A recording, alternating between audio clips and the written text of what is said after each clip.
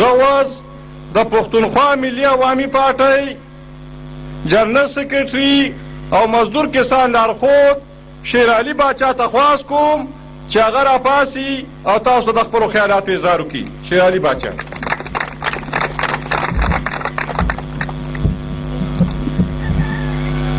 بسم الله الرحمن الرحیم. د دې درنې غونډې صدر صاحب او درنو سپینګیرو مشرانو همزولو ورونو کچرانو تاسو ټول ستړي مه شئ. دا نن چې کومه جرګه ده دا د جنګو بابا د څلوېښتۍ په موقع باندې ده. نو یو طرف ته خو دا زه د هغه ورونو له زامنو له رشته دارو له مبارکي ورکوم او دا کار یې ښه ګڼم چې کم از کم د هغې خپل پلار هغه درناوي او یا هغه یاد کې دا خلکو کو دا ډېره ښه خبره. بیا د هغې خلکو هم چې کوم دی نو مننه کوم د علاقې د خلکو چې هغوی راللو او دلته په دې هغه کې شرکت وکړو. وروڼو په کار خو دا و یعنې د زامنو نه یا د وروڼو نه هغوی خو به خود دا کار کوي ځکه چې دا خو د هغوی د کور کار و.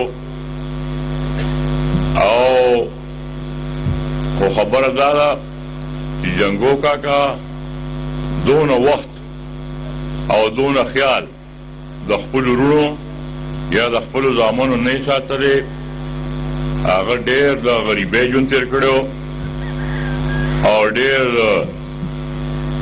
نهر نهور ژوند یې تېر کړی او هغه خپل ټول وخت چې کوم دی د دې وطن یا د دې د غریبو خلکو دپاره هغه ځان وقف کړی.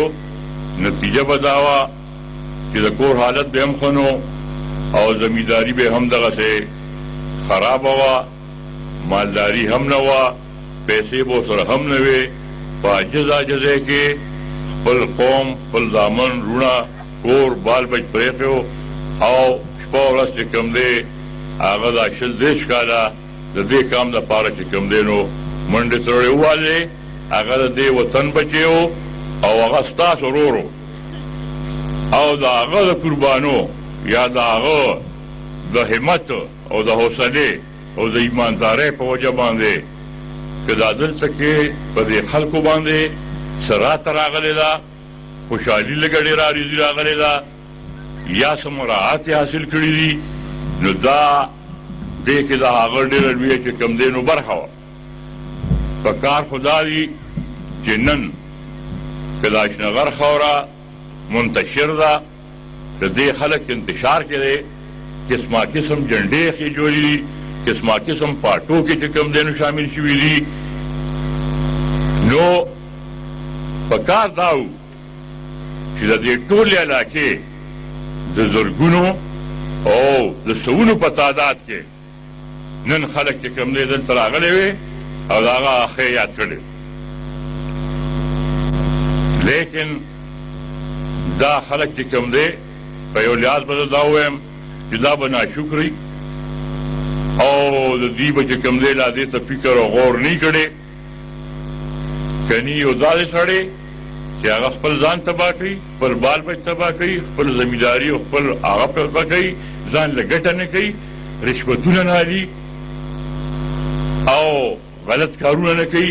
کني موږ ته پته ده چې په دې کسانۍ کې هغې خلکو ګټې کړي دي چې چا هېڅ قرباني نه ورکړي، رشوتونه یې اخیستي دي، جرمانې یې لګولي دي، ACDC سره تعلقات چې کوم دی نو هغه یې جوړ کړي دي.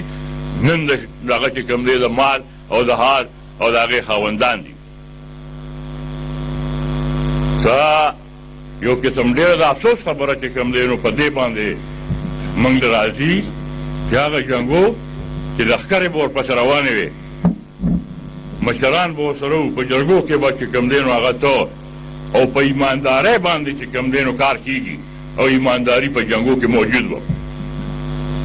نن چې دا موږ راغلي یو تاسو راغلي نو دا صرف په دې وجه باندې چې د هغه کردار چې کوم دی بې داغه او هغه د خلکو اتحاد غوښتو او په ایماندارۍ غوښتو. ایمانداري واحد صفت و د جنګو کاکا چې هغه په هغه کې موجود و. او صفا خبره کول دا د مشران ناست دي، ایدرکا ناست دی، دا افضل خان ناست دی، نور مشران چې کوم دی حاجي مومن خان دي دا ټول ناست دي. د جنګو صفت شو د جنګو کاکا واحد صفت دا و چې د کام په سر یې پیسه نه پړ، کام یې نه دی خرڅ کړی او چې څه کار یې کړی په ایماندارۍ یې کړی، په مخلصۍ باندې چې کوم دی نو کړی، په عاجزۍ کې چې کوم دی نو مړې سړی والي. دا هغه خبره ده او نن چې کوم دی دا به یادي جنګو کاکا او چې تاریخ لیکلی شي دی او پکې یادي. دا بنگلې دا پیسې دا څه به پاتې، تاریخ به پاتې او تاریخ کې به جنګو نومي. نور ورسره نور مشران هم لکه چې چا دا کار کړي. یو خو دا خبره ده چې د اشنغر خلکو ته به موږ د پخوا نه وې د اشنغر خلکو ګټه پسه کړې په دوو طریقو یې کړې ده. یو دا چې د جنګو کاکا په شان ایماندار خلک یې مشرانو، او بل دا چې د کام یې نه دی خرڅ کړی، خان سره سازش نه دی کړی، خان خپې نه دی مضبوطي کړی او خان یې دې وطن نه ایستلی. حالانکې دا ما ته پته ده چې جنګو که خان سره کولی یا رشتې هغه دی د هغه سره رشته م و ښې کولی شو تاسو لا نه شو کولی، هغه کولی شو. نو نن هر یو سړی راپاسي چې پاکستان کې کوم ځای جنډه ده موږ ته خبر هم نه یو او په اشنغر کې ختلي.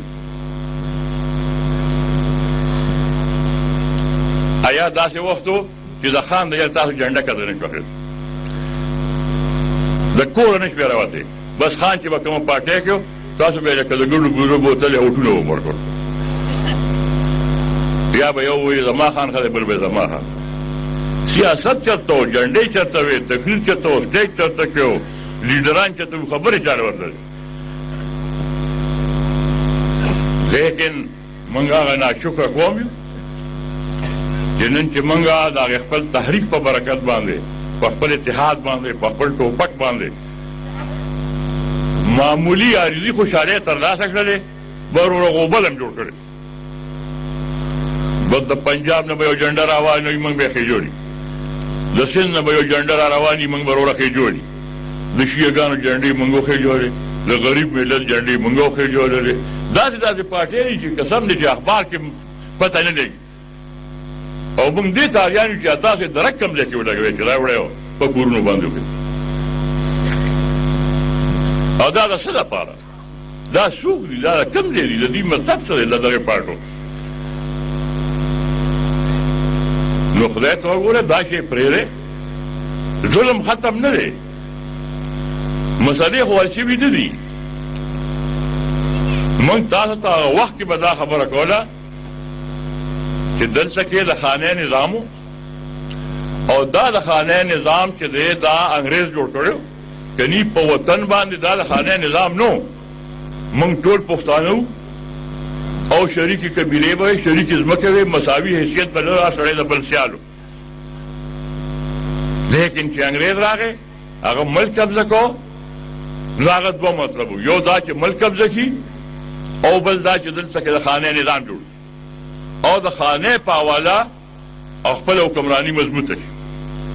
یو طرف ته به زمونږ نه لوټ کو او خپل مالونه به را باندې خرڅول، او بل طرف ته په دې وطن کې خپل زمونږ رور بای راغونډ کو او انتقالونه ورپسې وکړي جوړ.